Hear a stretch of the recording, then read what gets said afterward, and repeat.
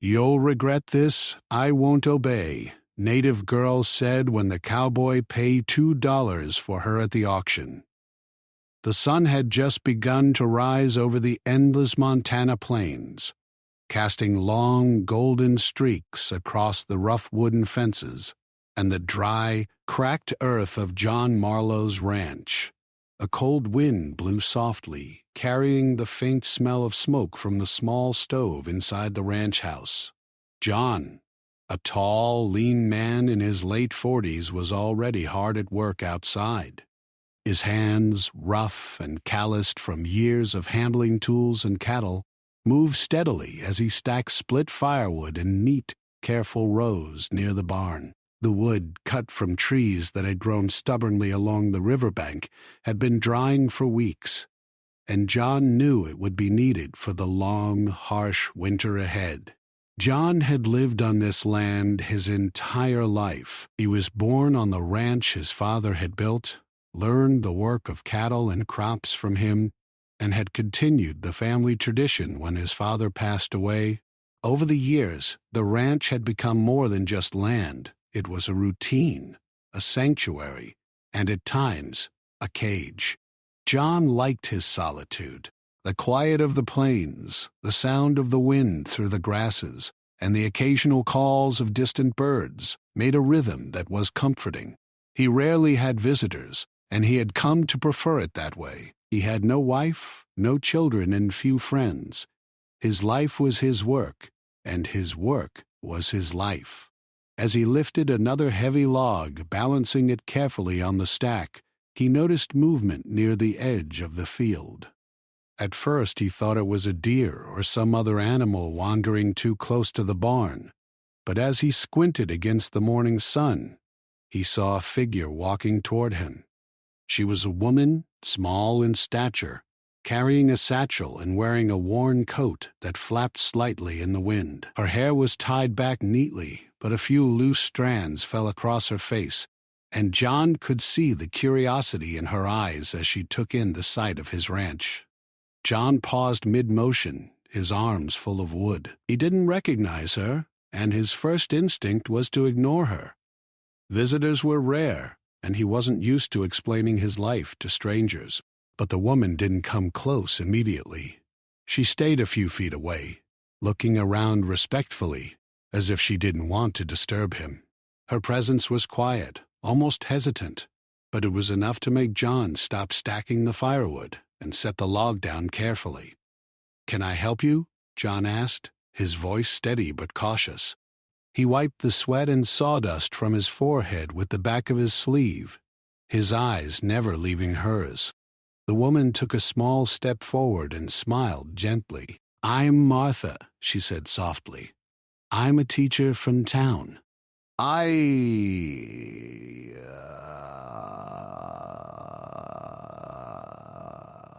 John froze. His sister. It had been years since he had thought about her. His lips pressed into a thin line, and for a moment he wasn't sure what to say. His sister Mary had been gone for nearly a decade.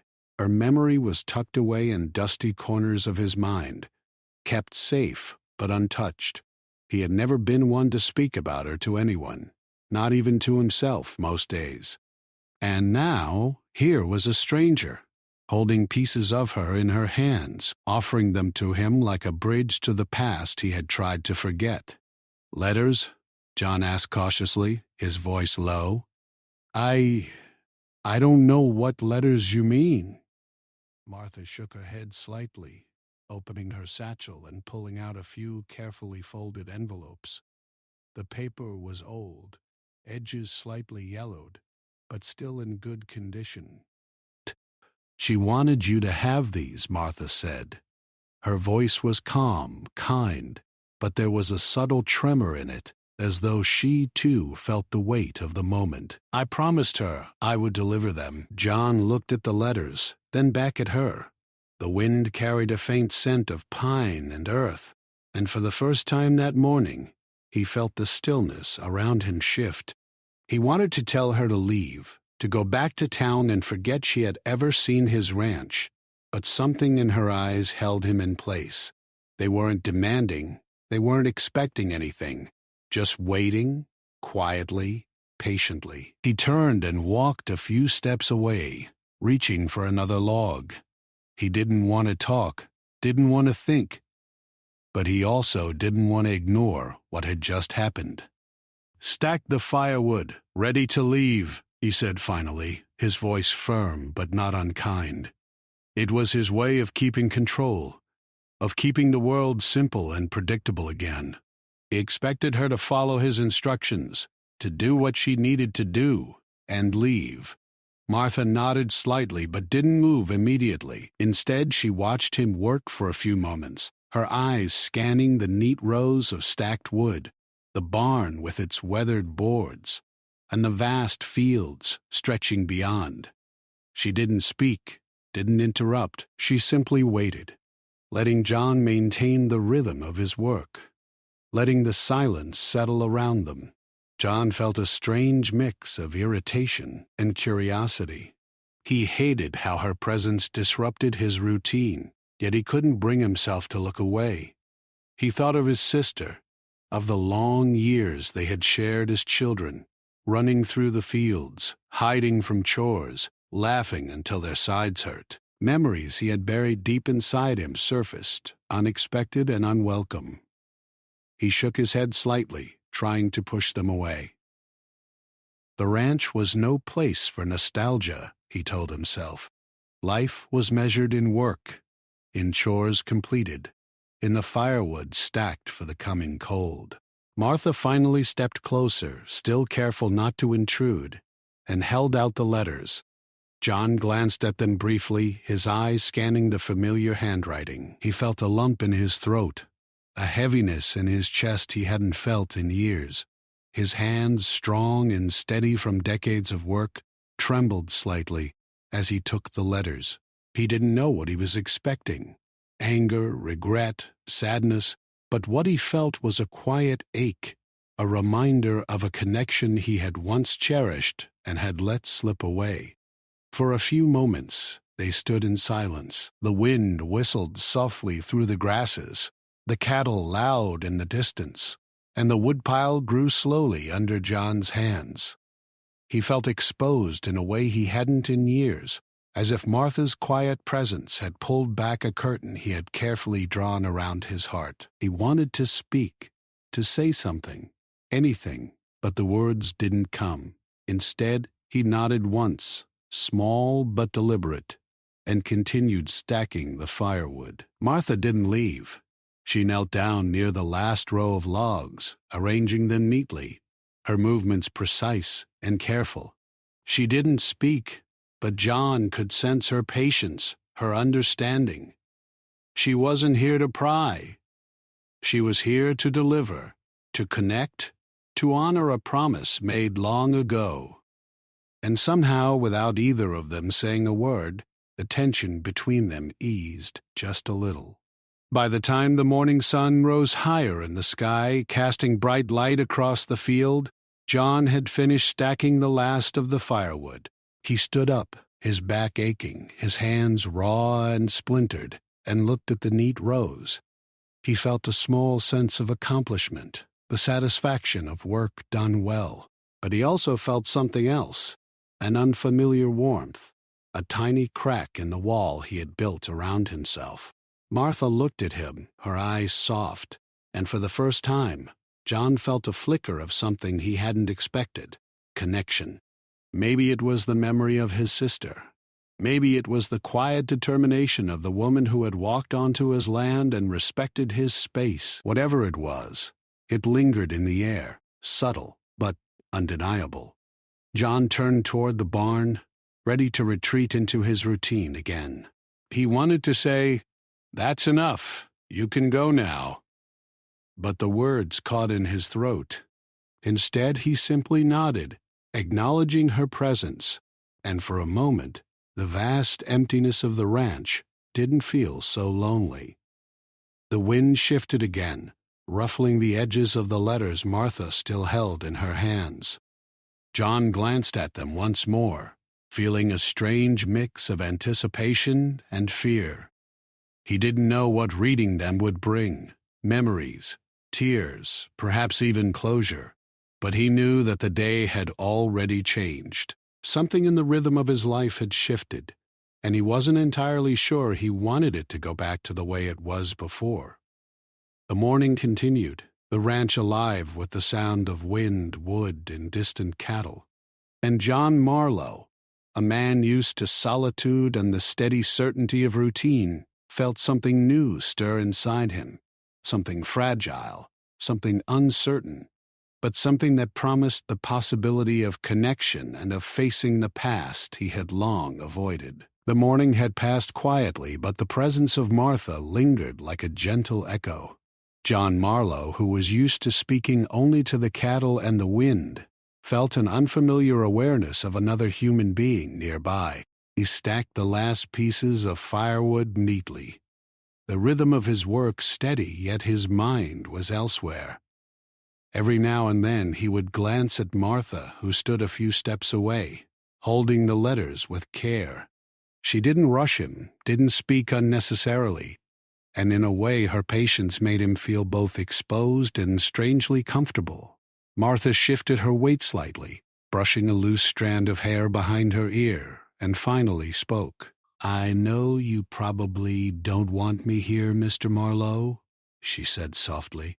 Her voice carried a calm determination, as if she had anticipated his hesitation. "But your sister wanted you to have these. She thought—" John's hands stilled mid-motion. John's hands stilled mid-motion. He didn't want to think about his sister.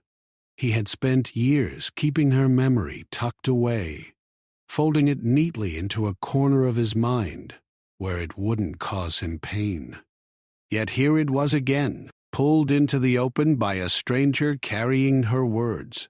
He wanted to look away, to pretend he didn't care, but he couldn't. "Not entirely. I don't know why now," he said finally, his voice low and rough from disuse. "It's been years." He set down the last log and rubbed his hands on his pants, a gesture that was part nervousness, part habit. "I don't know if I'm ready for it." Martha nodded. "I understand," she said. "I can wait. You don't have to read them now." "I just wanted to bring them to you in person, like she asked." There was a quiet strength in her tone, a softness that did not demand anything from him, but gave him the space to make his own choice. John looked out over the plains, the vastness of the land stretching endlessly in every direction. The wind carried the scent of dry grass and pine, and he felt a deep, familiar ache in his chest. The ranch was his world, his routine, his comfort, but it was also a place of isolation. The sight of Martha standing there, patient and calm, made him realize just how long he had gone without any real human connection. Do you want to see the barn?" he asked after a pause, surprising himself. The words were tentative, almost like testing the water. He had never invited anyone into his personal space, not in decades, but something about Martha made him feel it could be safe. She smiled, a small, genuine smile that reached her eyes. "I'd like that," she said. John led her toward the barn, stepping over uneven ground and loose stones. The barn smelled of hay, leather, and a faint hint of smoke from the stove he sometimes used in the winter. It was large but simple, with rows of tools neatly hung along the walls, and empty spaces where cattle feed and equipment were stored. He showed her the stalls where the horses slept, the tack room where saddles and bridles were carefully kept, and even the old loft where hay bales were stacked to the ceiling. Martha moved quietly, taking in every detail, her hands brushing against the rough wood, her eyes lingering on photographs hung along the walls. She didn't interrupt, didn't make noise, but her presence was like a soft echo that filled the empty spaces of the barn. John noticed small things in her demeanor. The way she paused when she saw the old photograph of him and his sister as children, the way her fingers lightly traced the edge of a faded letter stuck in a drawer. He realized she was not just curious about the ranch, she was curious about him, about his life, about the memories he had kept hidden. When they stepped outside again, the sun was higher, warming the air and softening the sharp edges of the morning chill. The cattle moved slowly across the field, their lowing blending with the distant sound of a creek. John watched them for a moment, then turned to Martha. "You said you're a teacher," he said. "What kind of letters are these?" Martha opened the first envelope carefully, as if the words inside were fragile. They're from your sister. Some are stories she wrote, some are letters she never sent. She wanted you to have them so you could know her thoughts, her feelings, and her life after she left home." John nodded slowly. He had always known that his sister had a mind of her own, a life that he could not follow, but he had never imagined receiving words from her long after she was gone. His heart ached at the thought, a deep, silent ache that he had ignored for years. I don't know if I should read them," he admitted quietly, more to himself than to her. "I don't know if I can." Martha's eyes softened. "You don't have to now, but maybe one day, when you're ready, it will help you remember her in a different way. Not just as the sister you lost, but as the person she was, her thoughts, her dreams." John looked at her, really looked at her, and noticed the sincerity in her expression. It was not pity, not intrusion, but genuine care. For a moment, he felt something he hadn't felt in years, a flicker of trust. He wanted to push it away, to retreat back into his solitude, but he couldn't. Something about Martha's presence made the walls around his heart feel less rigid. They walked together toward the back of the ranch, where a small garden struggled against the dry soil. John had planted vegetables there last spring, hoping to make the place a little more lively, a little less empty. He showed her the rows of tomatoes and beans, the small patch of herbs near the fence. Martha crouched down to examine the plants, gently touching the leaves, and asked questions about how he managed the garden by himself. John found himself answering more freely than he had expected. He told her about the irrigation system he had built, the lessons he had learned from trial and error, and even some of the small failures he had experienced along the way. She listened intently, nodding, asking questions that encouraged him to keep speaking. For the first time that day, he realized that conversation could be gentle, even comforting, and that someone could listen without judgment or intrusion. As the afternoon stretched on, Martha helped him with small tasks around the garden, watering, tying up plants, and pulling weeds. The work was simple, but it allowed John to feel a sense of normalcy, a shared rhythm with another person. He found himself glancing at her occasionally, noticing her focus, her patience, and the quiet determination in her movements. It was different from the solitary work he was used to. It felt human. Eventually, they returned to the porch of the ranch house, where a small table and 2 chairs waited. John poured water into glasses, handed one to Martha, and sat across from her. The silence between them was no longer heavy. It was comfortable, filled with the sounds of the ranch and the faint breeze through the trees. "Your sister was very thoughtful," Martha said quietly, breaking the silence. "She wanted to make sure you knew she was thinking of you, even after all these years." John nodded, swallowing hard. I didn't realize she thought about me that way," he admitted. The words felt strange coming out, as though he were uncovering a part of himself that had been buried for too long. Martha smiled gently. "She did. And I think she would be happy to see that you're still taking care of this place. She always admired your dedication." John felt a lump in his throat.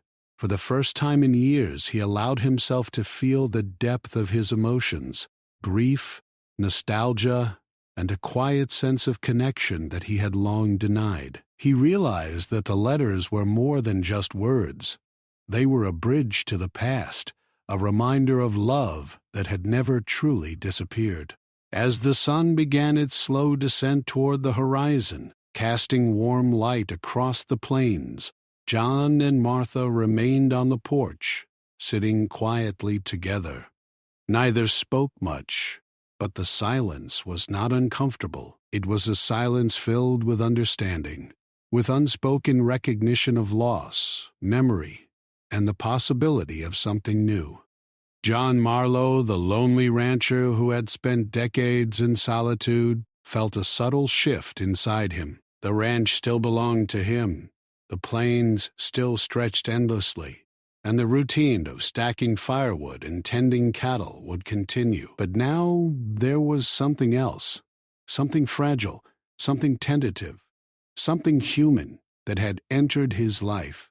And in that quiet moment, with the wind softly rustling the leaves and the cattle grazing in the distance, John knew that the day had changed forever.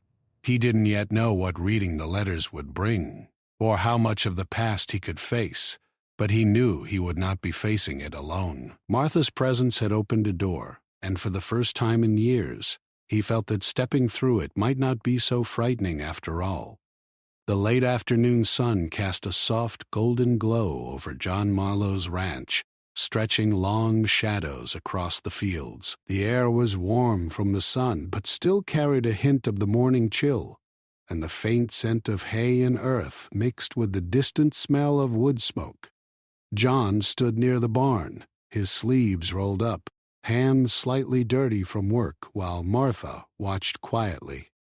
She had spent the day helping with small chores, following his instructions yet moving carefully as if she were treading on sacred ground. John had noticed repeatedly throughout the day the way she worked with care, as though she respected the land he had spent his life tending. It was different from the casual curiosity of visitors he had sometimes encountered in the past. Martha's presence didn't feel intrusive. It felt attentive, and it made him uneasy in ways he had not expected. For years he had lived alone, believing that his solitude was the only way to protect himself from the unpredictability of people. Yet here she was, quiet but persistent, gently weaving herself into the rhythm of his day. For a while, they worked side by side, stacking firewood for the upcoming winter. John's hands moved automatically, muscles remembering every motion from years of practice, but his mind wandered. He thought about his sister Mary, about the letters she had written, and about the way her words might change his understanding of her life. He had been avoiding these thoughts for years, convincing himself that memories were safer when tucked away, yet now the past seemed alive again, pressing gently at the edges of his present. Martha broke the silence. "Do you mind if I read one of the letters?" she asked softly. "I can read it out loud." "You don't have to. I just thought it might help." Her voice trailed off slightly, as though she too were careful about the feelings that had been stirred. John hesitated. He had spent decades avoiding confrontation with his emotions. The idea of hearing his sister's words aloud felt both inviting and threatening. But when he looked at her, standing there with quiet patience, he felt a small stirring of trust. Slowly, he nodded. "Go ahead," he said, his voice low. Martha opened the first envelope carefully, making sure not to tear the fragile paper. She began reading, her voice soft and deliberate, each word chosen to carry the meaning without rushing. John listened, standing near the woodpile, arms crossed, but his posture betrayed his tension. His eyes were on the distant hills, but his mind was elsewhere, absorbing every word. The letter spoke of simple things: Mary's days in the town where she had lived, her small victories and disappointments, her quiet moments of joy and solitude, but underneath the simple details were subtle hints of longing, of love, and of reflection on the life she had left behind. John's chest tightened as he listened. Memories surfaced, his sister laughing as children, her gentle teasing, and the quiet evenings they had spent sitting on the porch, watching the stars. He realized that he had never truly considered how much Mary had thought about him after she left. He had assumed she had moved on, that her life no longer intersected with his, but her words proved otherwise. She had carried pieces of him with her, just as he had carried pieces of her in the quiet corners of his mind. As Martha continued reading, John felt a shift within himself. A knot of grief he had carried for years began to loosen slightly. The familiar ache of loss was still there, but it was accompanied by something else: connection. He wasn't alone in remembering, in feeling, in grieving. His sister had left traces of herself behind, and now, through these letters, he could see the world from her perspective, understand her choices, and even, in a small way, forgive both himself and her for the years of separation. The afternoon passed slowly, the sun dipping lower in the sky, and John found himself moving closer to Martha. He didn't speak at first, but the physical proximity allowed a subtle shift, a sense of shared space that had been missing from his life for decades. He glanced at her face, noting the seriousness with which she read, the gentle way she held each letter as though it were fragile, not only in paper but in sentiment. He realized that the letters were not just words on paper. They were a bridge, a connection, and a reminder of a bond that time and distance could not erase.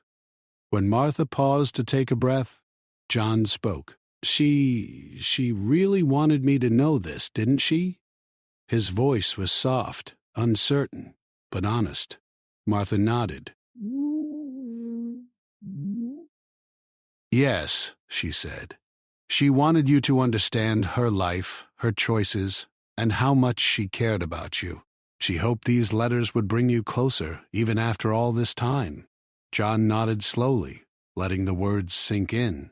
He felt a strange combination of relief and sadness, relief that his sister's intentions had been kind, and sadness for the years they had lost. Yet, for the first time in a long while, he felt a willingness to engage with the past, to see it not as something that had been stolen from him, but as something that could still be understood, appreciated, and remembered.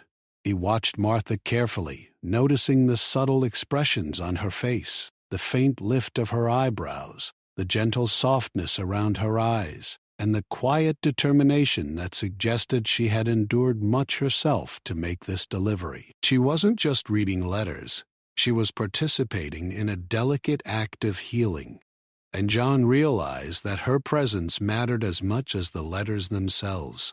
Can I read one myself?" he asked hesitantly, surprising himself.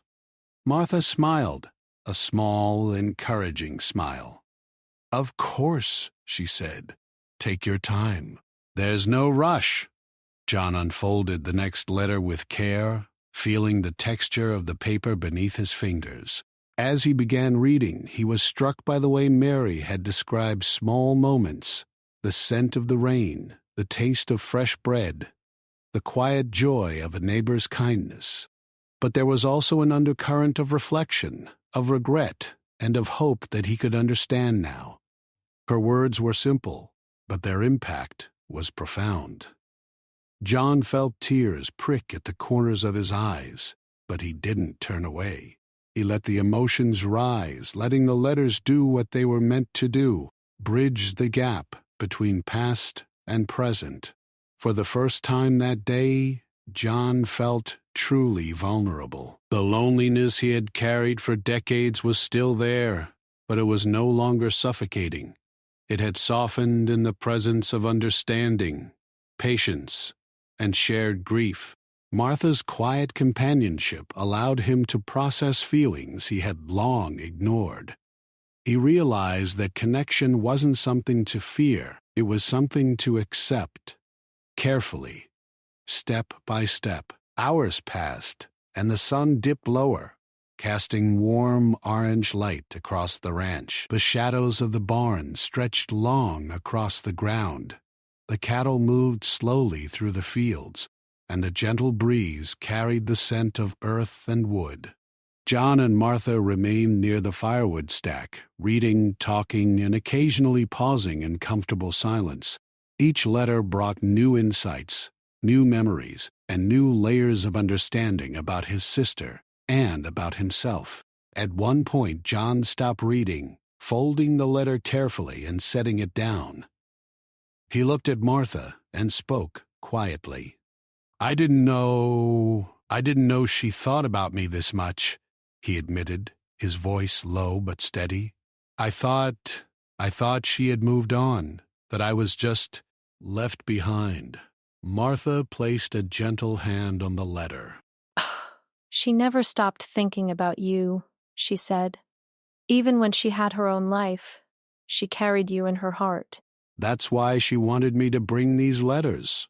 She wanted you to know that you were never truly alone.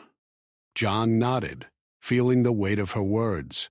He realized that his sister had understood the isolation he had felt, even from afar, and that her love had persisted despite distance and time. For the first time in years, he allowed himself to feel both sadness and gratitude simultaneously. He understood now that grief and love could coexist, that loss didn't mean forgetting, and that remembering didn't have to hurt as much as he feared.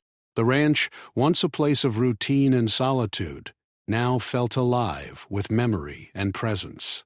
The firewood, neatly stacked, symbolized not just preparation for winter, but also the careful layering of connections, emotions, and memories that John had been protecting for decades. He realized that life, even in isolation, was enriched by small acts of courage, like opening letters, like listening, like being present with someone who understood.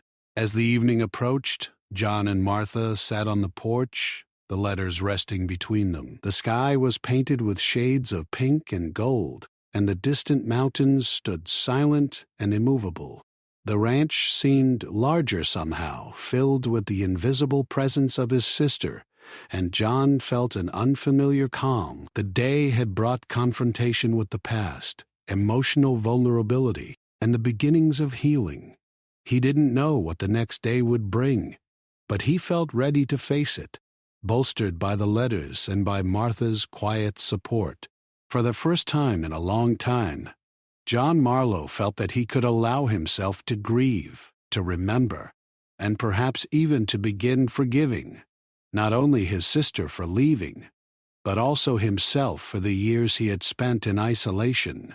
And as he watched the last light of the day fade over the plains, he understood that healing was not a sudden event, but a gentle process.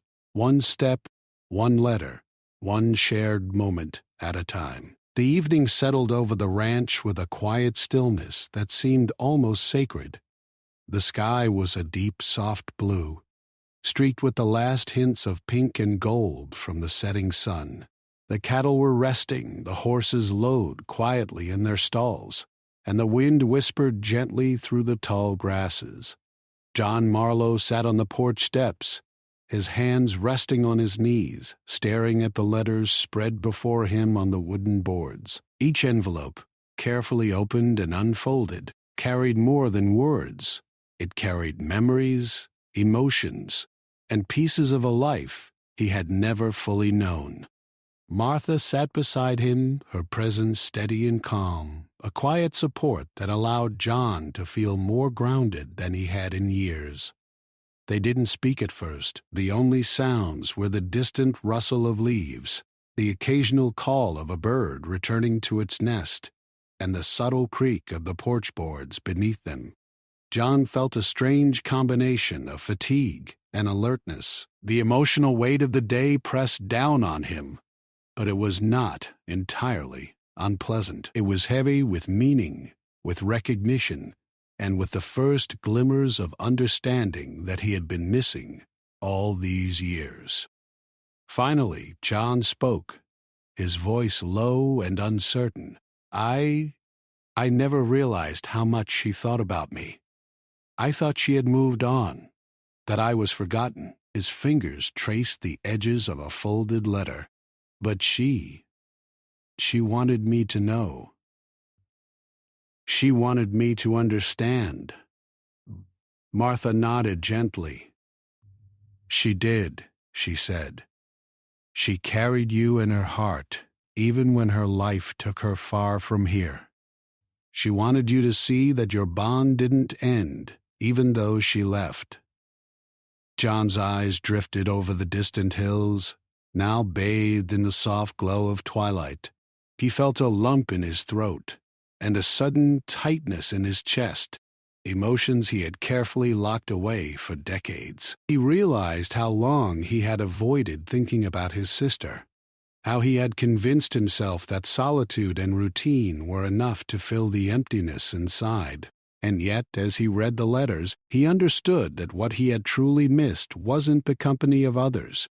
It was connection, understanding, and the acknowledgement of love that never truly left.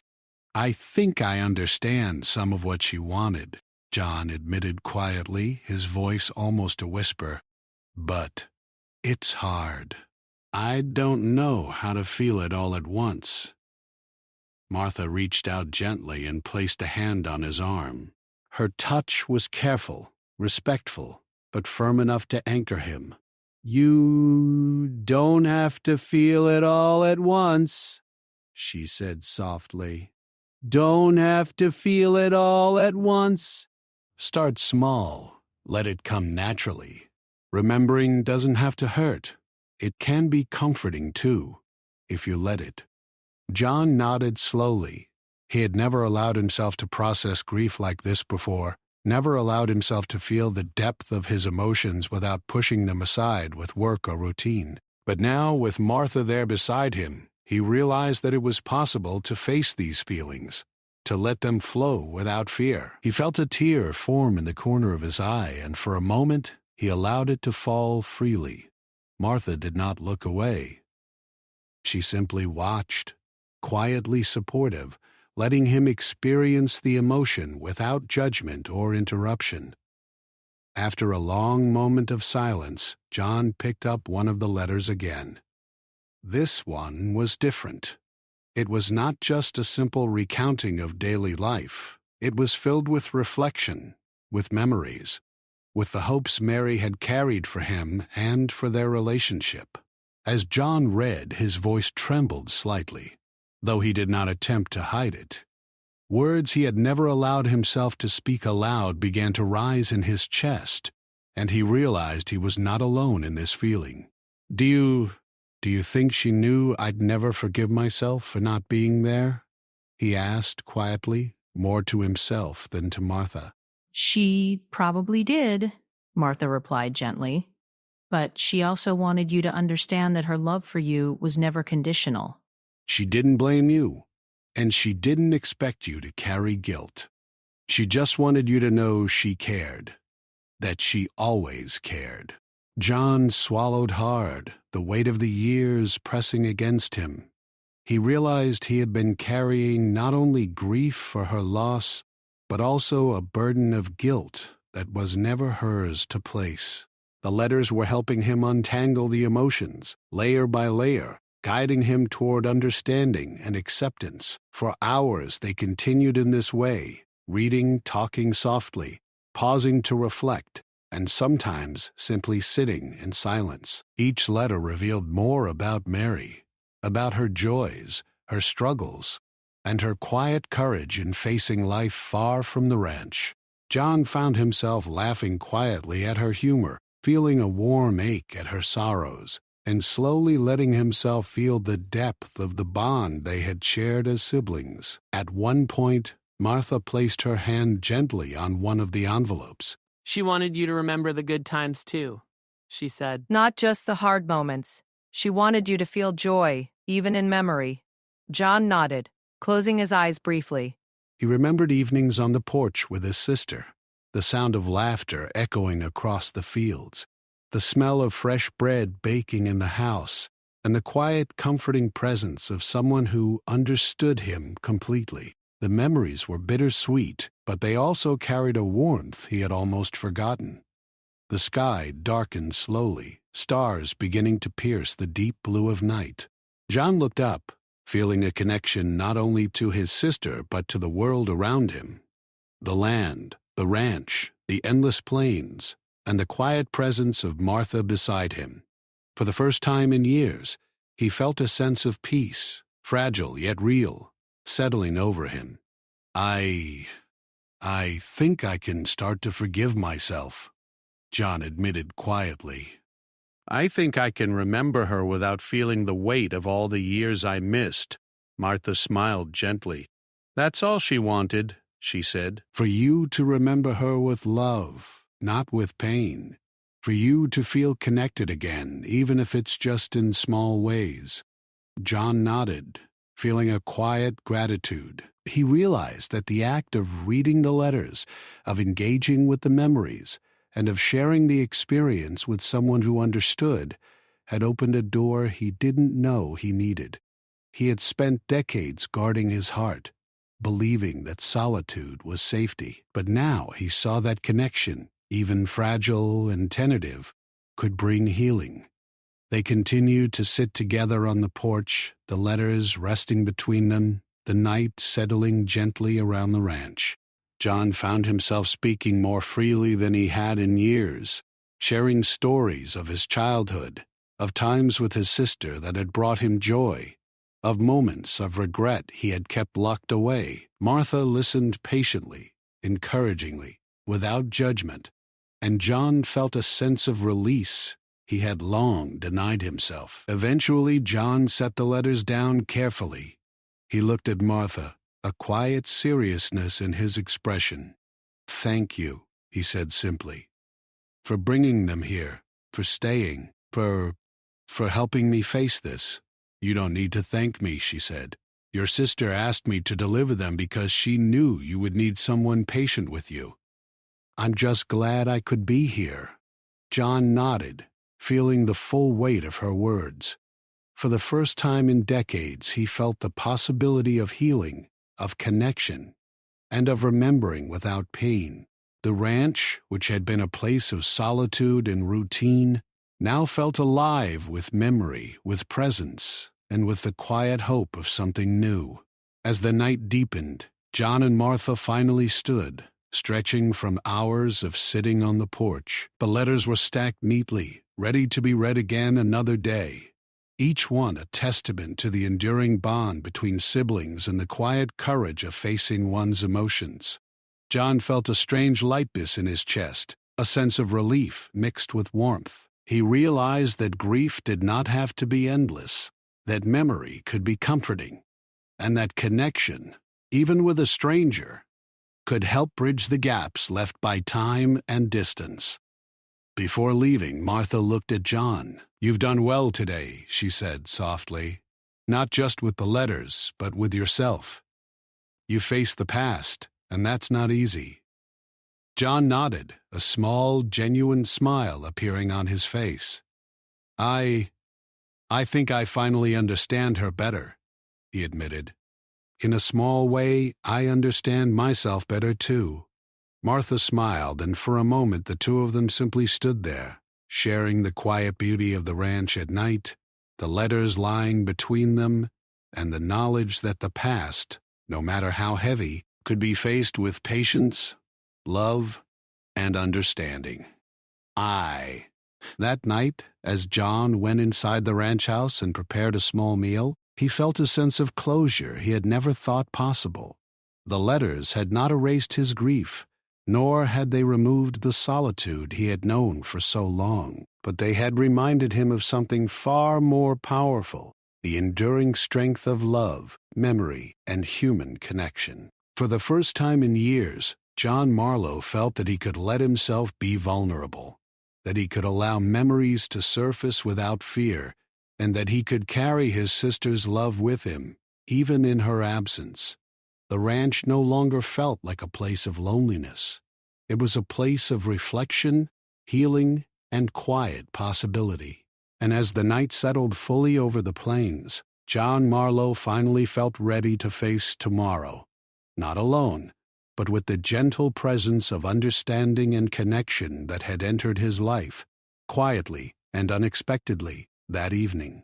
Brushing against the tall grasses and stirring the leaves of the few trees scattered around the ranch, John Marlowe stepped outside, stretching his arms and shoulders, feeling the ache of yesterday's work, but also a quiet sense of energy and purpose.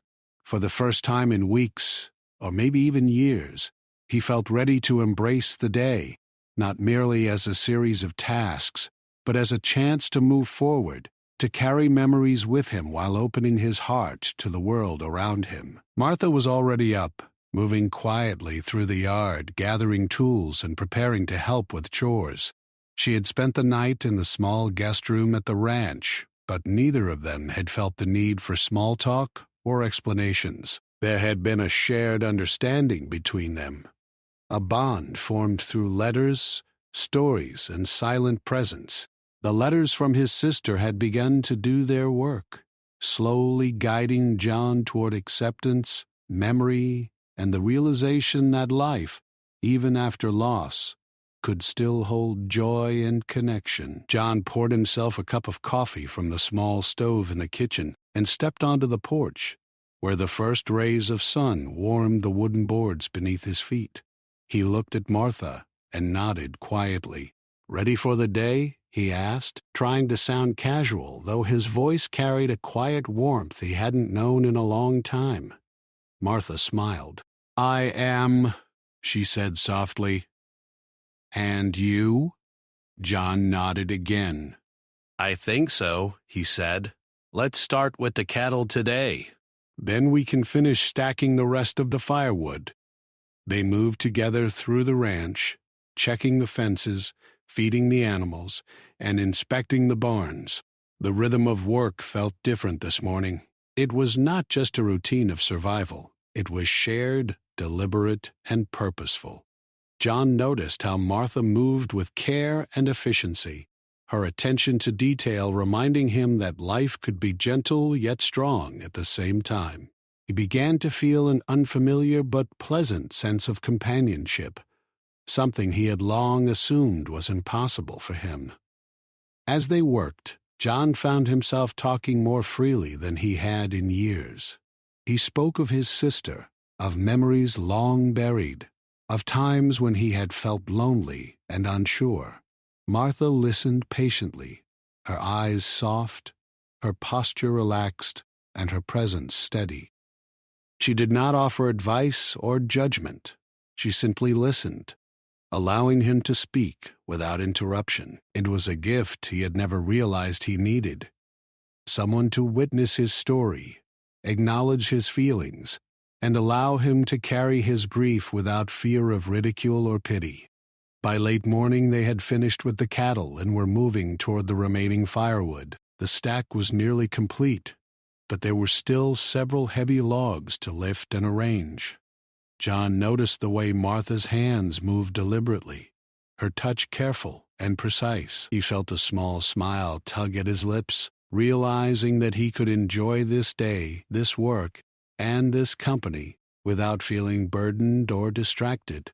As they lifted and stacked, John felt a sudden wave of emotion. He glanced at Martha, noticing her focus and calm, and suddenly remembered a moment from his childhood, a time when his sister had helped him stack firewood, laughing at his mistakes and teasing him gently.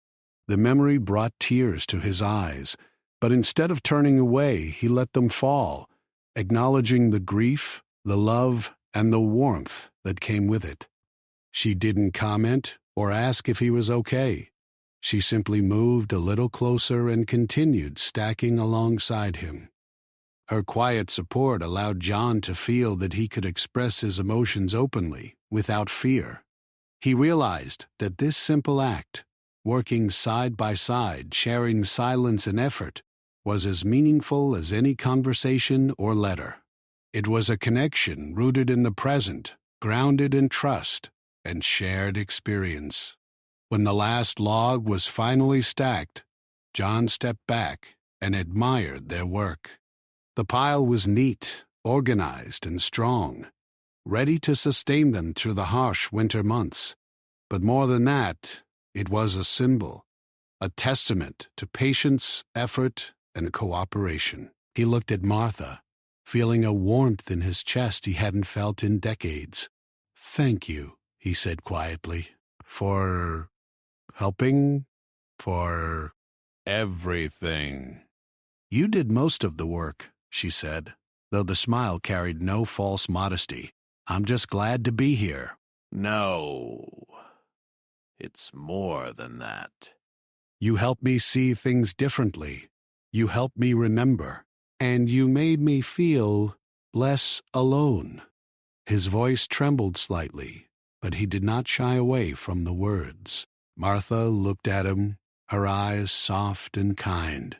"You've carried a lot on your own, John," she said. "But you don't have to anymore. You can keep her memory alive, and you can keep living your life. There's room for both." John nodded slowly, feeling the truth of her words.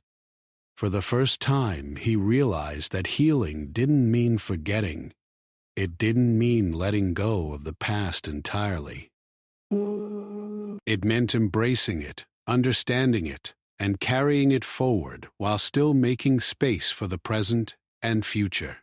The rest of the afternoon was spent in quiet activity. John repaired a fence, Martha tended a small garden patch, and they shared small conversations about the land, the weather, and their hopes for the coming months. The ranch, once a place of routine and solitude, now felt alive with shared effort, memory, and human connection. Every sound, the lowing of cattle, the rustle of leaves, the distant calls of birds, seemed more vivid, more meaningful, and more alive. As the sun began to set, painting the sky in shades of orange and pink, John and Martha returned to the porch. They sat together quietly, the letters resting on the small table between them. John felt a sense of calm settle over him, a warmth that had nothing to do with the fading sun.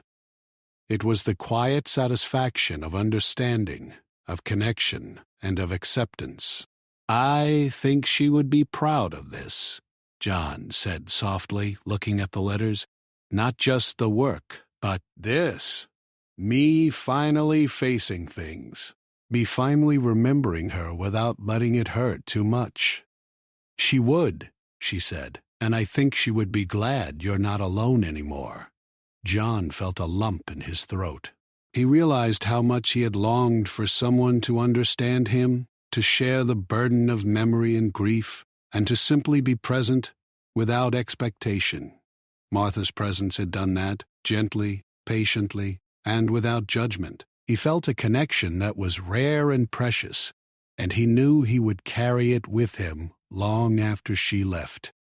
Night fell, the first stars appearing against the deep blue sky. The ranch was quiet, except for the soft sounds of animals settling in for the night, and the gentle whisper of wind through the grasses. John looked out across the fields, feeling a sense of belonging and peace he had never known before. The past was still there, the letters still held their weight, but now he felt ready to carry them without fear. Martha stood, brushing her hands together and smiling softly. "I should be going soon," she said. "The town isn't too far, but it's getting late." John nodded, a faint sadness tugging at him. I understand," he said. "Thank you for staying, for bringing her letters, for everything." Martha smiled again, this time with warmth that reached her eyes. "You're welcome," she said. "Take care of yourself, John. And take care of this place, too. It's more than just land. It's a home, and it's full of memory, love, and life. Don't forget that." John watched her walk toward the gate, the soft light of the stars illuminating her path. When she reached the edge of the property, she turned and gave him a small wave, and he waved back, feeling a quiet gratitude for her presence and for the role she had played in his life, even for a brief time. After she left, John returned to the porch, sitting with the letters and the quiet of the night around him. He realized that life would continue, the seasons would change, and the work on the ranch would always demand effort. But now he understood that he didn't have to face it all alone. The letters had reminded him of the past, but Martha had reminded him of the present, and that there was hope, connection, and peace to be found in both. For the first time in years, John Marlowe allowed himself to feel fully present.